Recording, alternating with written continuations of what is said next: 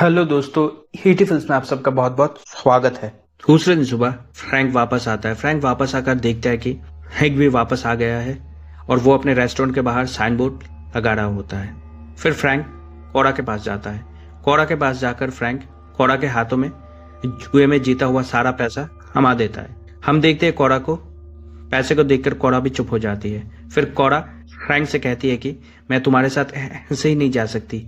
अगर निक को पता चल गया हमारे चक्कर के बारे में तो वो मुझे मार डालेगा। तुम निक को जानते नहीं हो, वो बहुत ही ज्यादा खतरनाक है। कोरा की बात सुनकर फ्रैंक कहता है कि अगर तुम मेरे साथ हो तो मैं कोई ना कोई रास्ता।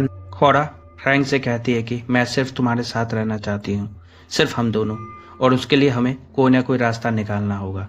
हम फ्रैंक को देखते हैं कि कोरा की बातें सुनकर फ्रैंक समझ जाता है कि कोरा कोई गलत काम करने की बात कर रही होती है। फ्रैंक सोच में पड़ जाता है कि कोरा कहीं निक को मारने का प्लान तो नहीं बना रही है। रात को हम देखते हैं कि फ्रैंक कुछ मार्बल्स एक रुमाल के अंदर डालता है और उस रुमाल को ले जाकर फ्रैंक कोरा के हाथों में दे देता है।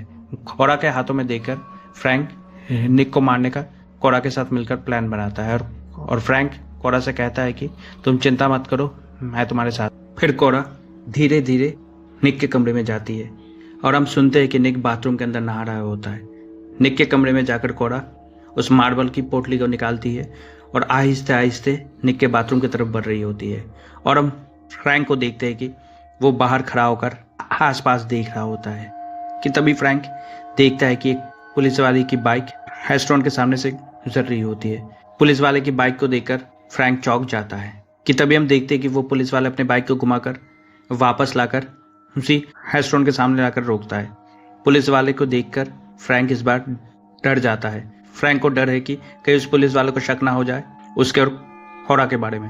तो फ्रैंक इसी तरह उस पुलिस वाले को समझा बुझाकर वहां से भगा देता है। पुलिस वाले के जाते ही हम देखते हैं कि रेस्टोरेंट के अंदर एक जोर की आवाज होती है और पूरे रेस्टोरेंट की लाइट चली जाती है। तो फ्रैंक दौड़ते हुए रेस्टोरेंट के अंदर जाता है।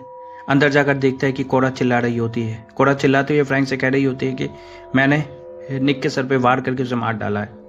हाँ, हम फ्रैंक को देखते हैं कि उसे डर है कि अभी अभी पुलिस वाला उससे बात करके गया है कि वो कोरा फंस ना जाए। तो फ्रैंक कोरा से कहता है कि जल्दी से आकर पुलिस को फोन करो।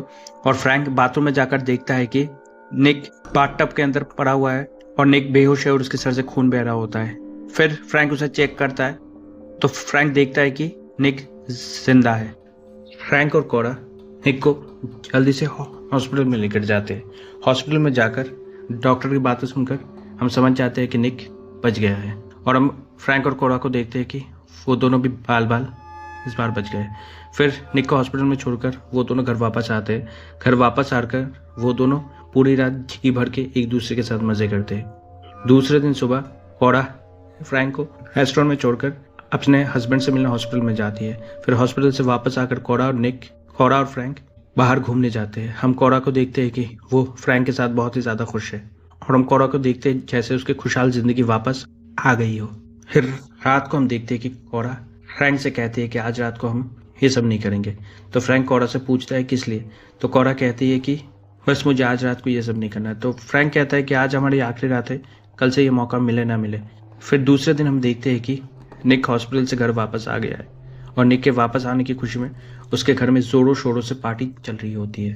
पार्टी में फ्रैंक कोरा को साइड में लेकर जाता है और फ्रैंक कोरा से पूछता है कि आगे के बारे में क्या सोचा है। तो कोरा फ्रैंक से कहती है कि मैं ये सब और नहीं कर सकती। तो फ्रैंक कोरा से पूछता है किस लिए, क्यों, क्या हुआ। तो कोरा कहती है कि मुझे डर लगने लगा है कहीं हम फंस ना जाए। फिर हम निक को देखते हैं कि वो सबके सामने फ्रैंक को अपने पास बुलाता है और फ्रैंक को दिखाकर सब लोगों को कहता है कि आज मैं आप लोगों के सामने जिंदा खड़ा हूँ तो सिर्फ इस आदमी की वजह से। अगर ये मुझे सही वक्त पे हॉस्पिटल लेकर नहीं जाता तो आज मैं आप लोगों के सामने जिंदा खड़ा नहीं होता। फिर रात को हम देखते हैं कि पार्टी के बाद निक पूरा नशे के हालत में है कि तभी कोरा निक के पास आती है। कोरा को देखकर निक जोर जबरदस्ती कोरा को बिस्तर पे लेटाकर उसके ऊपर चढ़कर उसके साथ मजे करने की कोशिश करता है। फिर निक के सो जाने के बाद कोरा फ्रैंक के कमरे में आती है। फ्रैंक के कमरे में आकर कोरा देखती है कि फ्रैंक जा रहा होता है। तो कोरा फ्रैंक से कहती है कि तुम मुझे ऐसे अकेले छोड़कर नहीं जा सकते हो।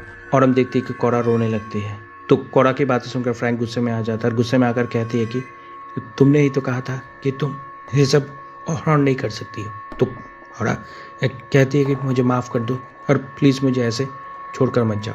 तो फ्रैंक कहता है कि तुम एक काम करो, तुम अपने पति के साथ ही रहो, पर प्लीज़ मुझे बख्श दो। तो कोरा फूट फूट कर रोने लगती है। ये देखकर फ्रैंक को अच्छा नहीं लगता, तो वो उसे